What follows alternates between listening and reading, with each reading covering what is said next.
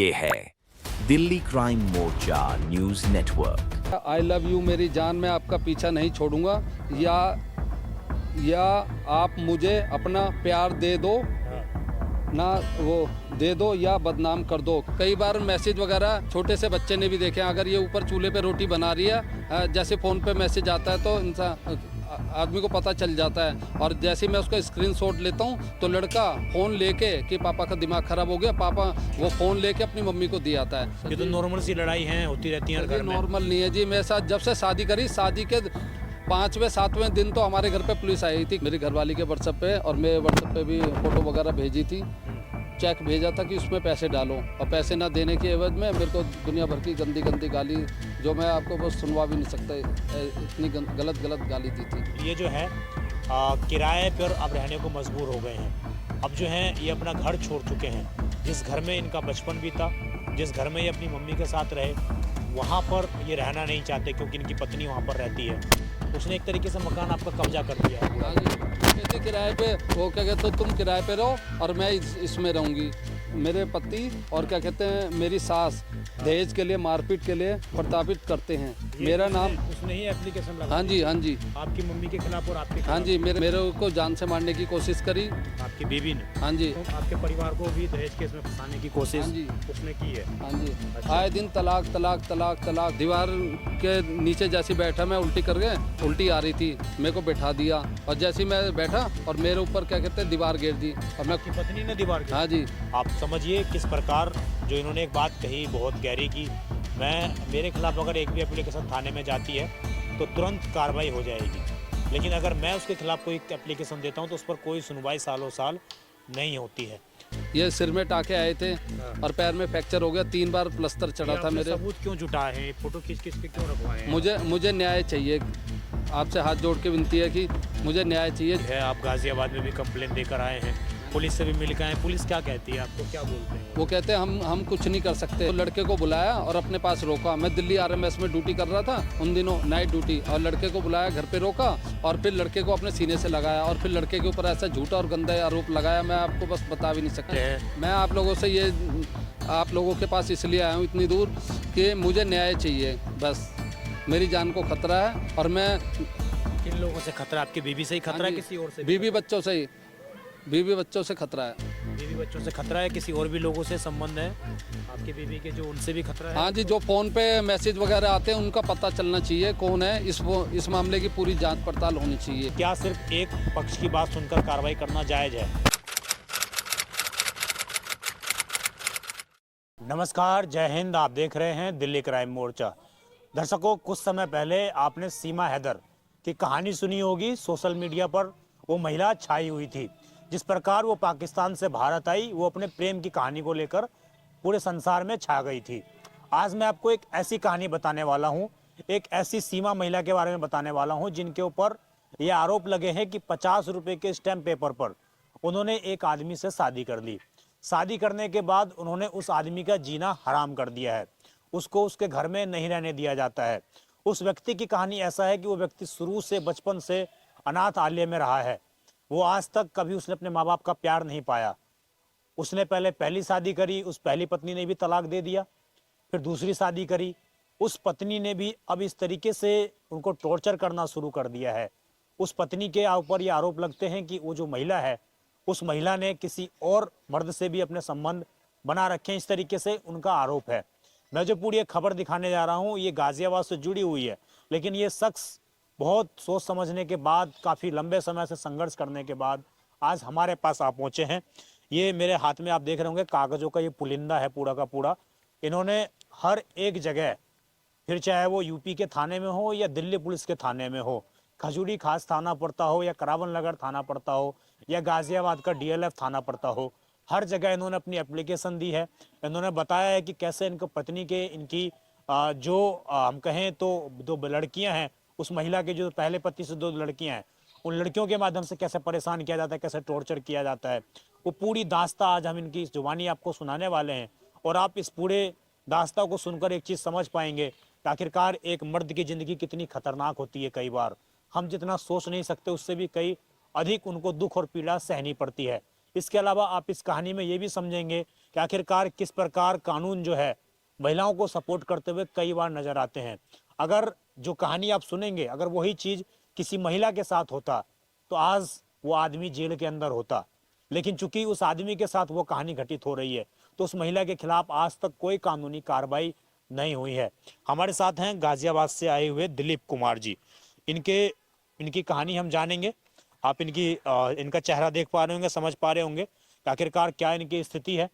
मैं कहूँगा कैमरा इधर दिखाएंगे जरा, तो आप देखेंगे किस प्रकार की इनकी स्थिति है और कैसे ये जो है ये जरा जूम करेंगे इस पर, तो ये इनकी पूरी फैमिली है और इनका जो है पैर भी टूटा था, सारी चीज़ें हैं।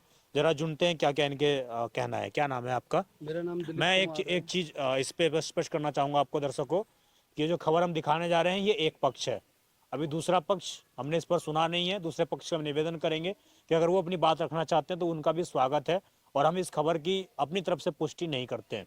क्या नाम है आपका? मेरा नाम दिलीप कुमार है। दिलीप कुमार जी, कहाँ रहते हैं आप? क्या उम्र है आपकी? मेरे 45 साल है। 45 साल। अच्छा, कहाँ रहते हैं? गाजियाबाद में रहते हैं आप? DLF। डीएलएफ में रहते हैं। हाँ जी। अभी क्या मामला है? कितने दिन पहले आपकी शादी हुई थी? क्या नाम है आपकी वाइफ का? सीमा नाम है। 2012 में शादी हुई थी हाँ। और जब से शादी हुई, जब से पैसे की डिमांड, शादी के थोड़े दिन बाद से ही कलेश रहने लग गया। वो करती है आपसे पैसे की डिमांड? हाँ, उसके घर वाले करते हैं। उसके पापा और चाचा आए थे शादी के थोड़े दिन बाद ही। कितने दिन पैसे की शादी के एक आध महीने के बाद ही बस ये पैसे का हमारे बीच में कलेश पैसे है। मांगते हैं आपसे? कभी 5 लाख, कभी 7 लाख, ऐसी पैसे की मांगते डिमांड हैं। करते हैं। यूँ कहते हैं फैसले के लिए। मेरी उम्र ज़्यादा है और मेरे को वो पसंद नहीं करती। अच्छा, हाँ जी। तो जब शादी की थी, जब पसंद थी वो आपको? हाँ जी। उसके घर वाले, वो कहती है मेरे घर वालों ने मैंने घर वालों की मर्जी से शादी करी है। अच्छा, हाँ तो जी। उसकी पहली शादी थी, दूसरी शादी थी? उसकी दूसरी शादी थी। और उनके आपकी भी दूसरी शादी थी? हाँ जी, हाँ जी। तो आपकी पहली वाइफ का क्या हुआ? मेरी घरवाली, मेरे को कुछ ऊपरी हवा का चक्कर हो गया था, खून की उल्टी होती थी। उन्होंने सोचा कि ये थोड़े दिन का मेहमान है, इसलिए तलाक हो गया था पहली वाली से। उसके बच्चे थे आपके? हाँ जी। पहले वाली घरवाली से एक लड़का है, चिंटू। तो कहाँ आपके साथ रहता हाँ है? जी, साथ में ही रहता है। अच्छा, उसकी शादी हो गई है? हाँ जी, शादी हो गई। उसकी शादी हो गई। हाँ जी। तो ये जो लड़का है अभी साथ में रहता, तो वो अपोज नहीं करता कि आपने दूसरी शादी क्यों कर ली, ऐसा कुछ? नहीं, ऐसे खुद नहीं। अच्छा, दूसरी शादी आपने जब 2012 में कर ली हाँ तो जी। कैसा व्यवहार था सीमा का? कितने बच्चे थे इनके? सर जी, 2 बच्चे साथ में आए थे इनके। क्या लड़की हैं वो? हाँ जी, लड़की हैं, 2 लड़कियां हैं। छोटे छोटे बच्चे थे। हाँ। हाँ जी।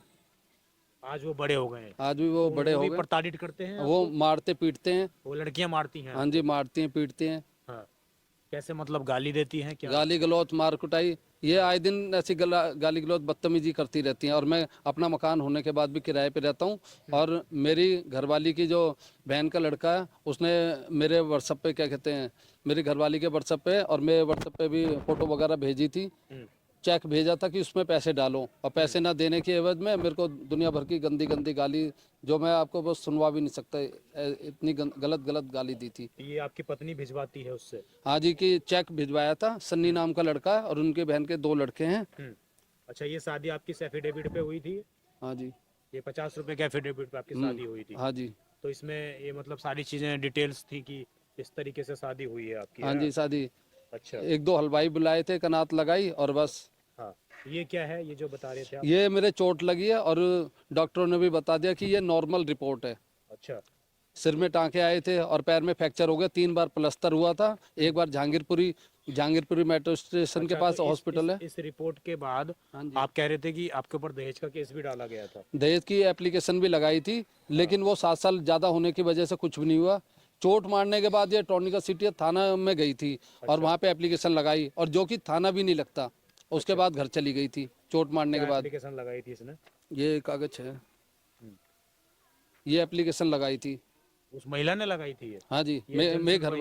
हाँ जी। जन सुनवाई में वो गई थी खुद? हाँ जी, ये एप्लीकेशन टॉनिका ये वहीं की है। अच्छा। देखो तो जरा। ये उसने लगाई थी, क्या कंप्लेन लगाई थी इसमें उसने? इसमें कि मेरे पति और क्या कहते हैं, मेरी सास दहेज के लिए, मारपीट के लिए प्रताड़ित करते हैं। मेरा नाम, उसने ही एप्लीकेशन लगाई? हाँ जी, हाँ जी। आपकी मम्मी के खिलाफ और आपके हाँ खिलाफ? जी, मेरे खिलाफ। और मेरी माता जी तो अपाहिज हैं, वो पूरा ध्यान रखती हैं। और जो दुनिया की कोई ऐसी सास नहीं होगी जो अपने बहू से 36 का आंकड़ा रहता है, लेकिन उनका आपस में बहुत प्रेम भाव रहता है। वो मेरे को नहीं, जरा से अगर मैं कुछ कह देता हूँ तो पुलिस भी बुला लेती है।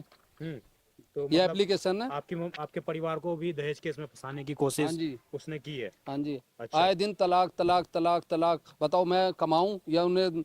तो तलाक क्यों नहीं दे देते आप जब तलाक मांग रही है तो? हर चीज़ में पैसे लगता है, वो इन्हें खाना खर्चा सब कुछ दे रहा हूँ उसके बाद भी, और यूं कहती है कि मेरे को 1 रुपया भी नहीं देता।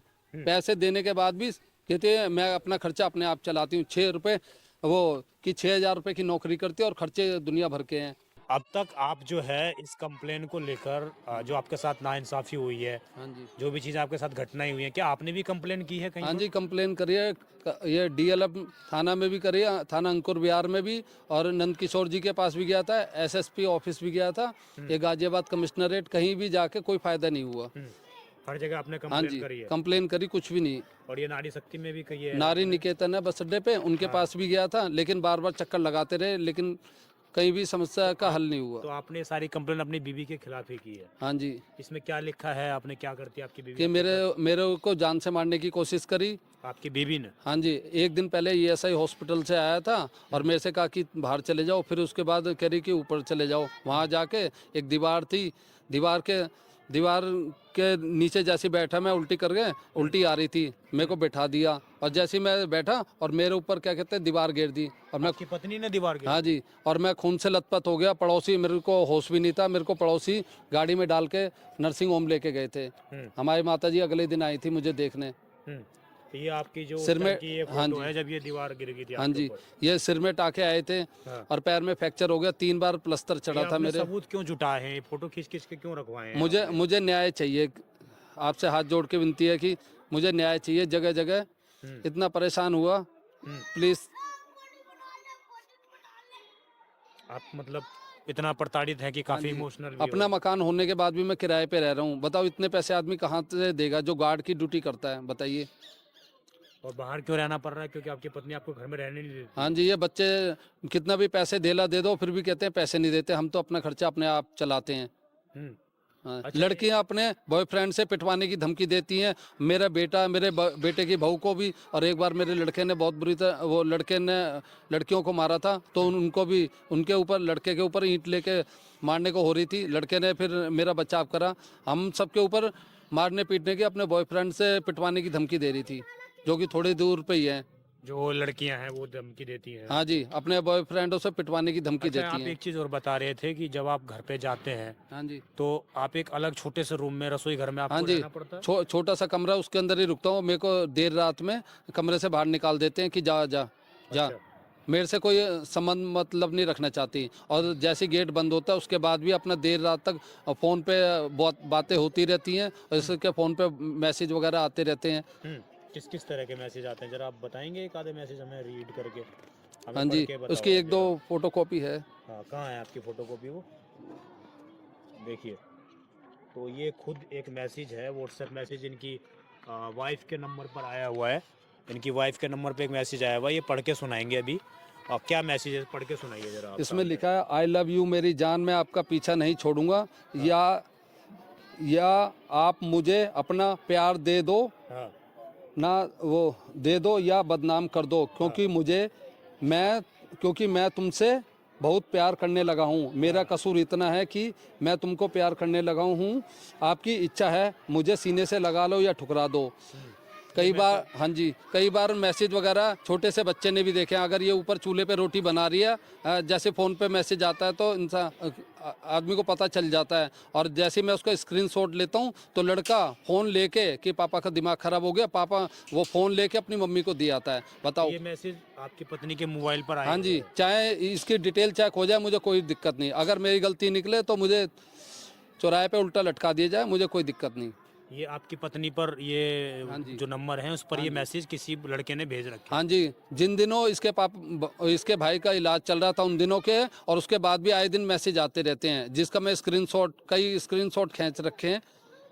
तो आप ऐसा सबूत क्यों जुटाते हैं? क्या इसके पीछे वजह है आपकी मनसा? ये नहीं पता चल रहा कौन है क्या है, कि जो आदमी इसके पीछे लग रहा है, जो सामने आना चाहिए, उसकी तहकीकात होनी चाहिए, पता चलना चाहिए। आप कह रहे हैं कि आपकी पत्नी आपके साथ धोखेबाजी कर रही है? हाँ जी, धोखेबाजी करती है। कई बार तो इतने 50 से भी ज़्यादा वॉइस एसएमएस आते रहते हैं। अब ये 6,000 रुपये की नौकरी करती है, इतना बड़ा तो इसका बिजनेस चल नहीं रहा, बताइए। ये नौकरी भी करती हैं आपके वाइफ? हाँ जी, घर के पास ही। आपको क्या इतनी मजबूरी पड़ गई कि आप हमारे चैनल पर आ जाए? ये तो नॉर्मल सी लड़ाई है, होती रहती है हर सर जी, घर में। नॉर्मल नहीं है जी। मेरे साथ जब से शादी करी, शादी के 5वें 7वें दिन तो हमारे घर पे पुलिस आई थी। खजूरी खास दुर्गा मंदिर वाली गली में हम क्यों रहते आई थी थे। पुलिस?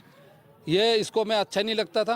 कहती मेरे घर वालों ने मेरे से जबरदस्ती शादी कर दी। मैं तो तुम्हें सपोर्ट नहीं करती थी, पसंद नहीं करती थी। और फिर इसके पापा और चाचा आए और हमारे बहन की एक सहेली थी, उनके सामने बात हुई तो यूं कहने लग गई कि एक काम करो, अपनी जो भी है इस मकान वकान लड़की के नाम कर दो, लड़की के नाम कर दो। नहीं, शादी के 5-6 दिन बाद ही? हाँ जी, थोड़े दिन बाद ही, 5-7 दिन बाद ही हमारे घर में कलेश चालू होने लग गया। ये मेरे को कह रही तेरी उम्र ज़्यादा है, तेरी उम्र ज़्यादा है। उन दिनों में दिल्ली के RMS है ना, रेल डिपार्टमेंट, उसमें वाउचर वाले जो लड़के लगते हैं, तो वहाँ पे ड्यूटी करता था। मैंने 1.5-2 साल ड्यूटी करी है वहाँ पे। अच्छा, अब मुझे ये बताइए, ये जो पूरी आप हुई है, आप गाजियाबाद में भी कंप्लेन देकर आए हैं, पुलिस से भी मिल के आए हैं, पुलिस क्या कहती है आपको, क्या बोलते हैं वो कहते हैं हम कुछ नहीं कर सकते। हाँ, अगर वो एप्लीकेशन लगाएगी तो हम एक्शन ले सकते हैं, हम कुछ नहीं। तुम एक काम करो, SHO साहब ने, DLF थाना अंकुर विहार के SHO साहब ने ये कहा। पहले वाले साहब से भी मैंने कहा था, कह रहे हम कुछ नहीं कर सकते, उन्होंने हाथ खड़े कर दिए। अगर वो एप्लीकेशन देती है आपके खिलाफ तो कार्रवाई होगी, जी।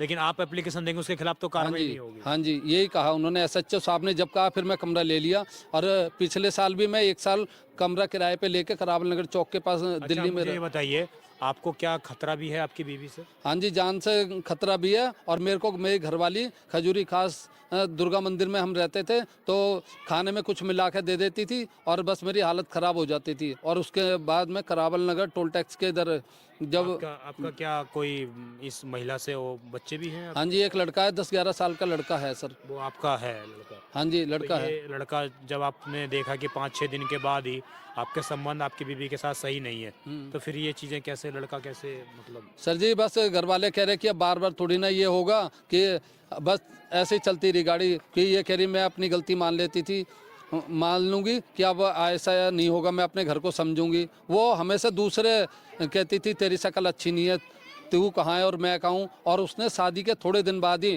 6 महीने बाद ही, मेरे लड़के के ऊपर एक माँ जो अपने बिजली कड़क रही थी, तो मैं खजूरी स्कूल में ड्यूटी करता था, तो लड़के को बुलाया और अपने पास रोका। मैं दिल्ली RMS में ड्यूटी कर रहा था उन दिनों, नाइट ड्यूटी। और लड़के को बुलाया, घर पे रोका और फिर लड़के को अपने सीने से लगाया और फिर लड़के के ऊपर ऐसा झूठा और गंदा आरोप लगाया, मैं आपको बस बता भी नहीं सकता कि इसने मेरे साथ ऐसे करने की कोशिश करी।